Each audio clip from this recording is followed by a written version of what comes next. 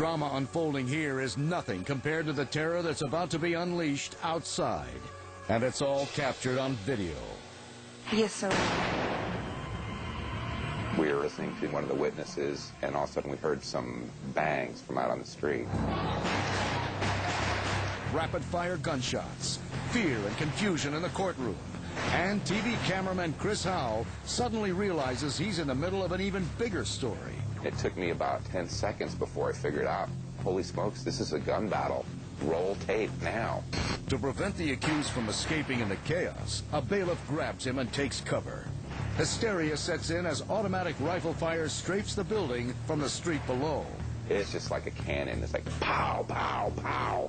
It rang throughout the entire square. Outside, on the courthouse steps, Maribel Estrada and her 23-year-old son, David Arroyo, Jr., tried desperately to reach the safety of the building. Maribel is here hoping to resolve issues from an ugly divorce that's left her ex-husband, David Arroyo, enraged.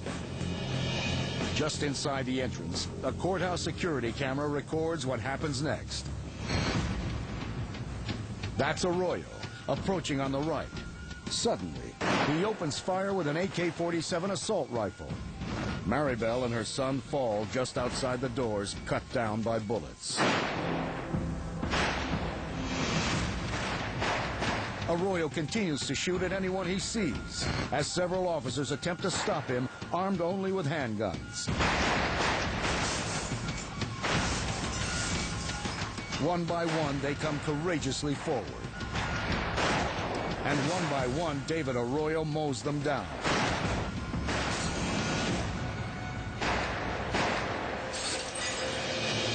Upstairs, cameraman Chris Howell ventures from the courtroom into a corridor to videotape the shooting. I saw two bystanders come running up the stairwell from the first floor, and the look on their face was extremely distressed. I took maybe another step, and I heard more gunfire, bang, bang, bang, bang. And that's the point where, I reached my own personal fear level. Fearing for his life, Howell ducks back into the courtroom. On the street, Arroyo reloads and the gun battle continues. The outgunned cops desperately radio headquarters for backup. Sergeant Rusty Jacks, an expert marksman, grabs his rifle and races 7 blocks to the courthouse. When I got out of my truck, there were people laying on the ground everywhere. There was just a lot of fear and panic everywhere on the square. It was just obviously mass chaos. With hundreds of innocent lives at risk, Jack knows exactly what he has to do. My goal was to get into a position where I could see him and engage him with my rifle. He jumps up on the hood of a passing patrol car, knowing he might only get one shot. I didn't want to be inside of a vehicle whenever we did find him, thinking that we would ride around the corner and basically be pretty much on top of him at that point. But he's too late. Arroyo has reached his red pickup truck, and he's making a desperate escape. Jack scrambles into the patrol car and joins the pursuit. First through the streets of Tyler, then onto the highway, reaching dangerously high speeds. I knew most of those units were single-man units, and most of them probably didn't have a rifle or a shotgun in their car. But Jack's does.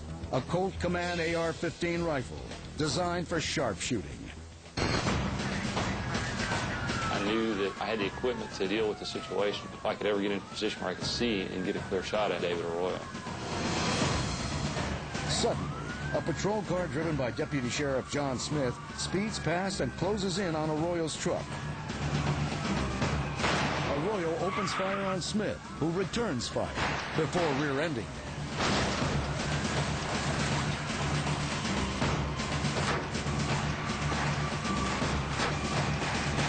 Arroyo jumps out, enraged.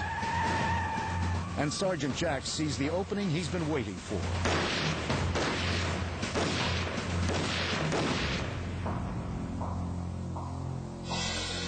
David Arroyo's reign of terror is over, ended by a fatal shot to the back of the head.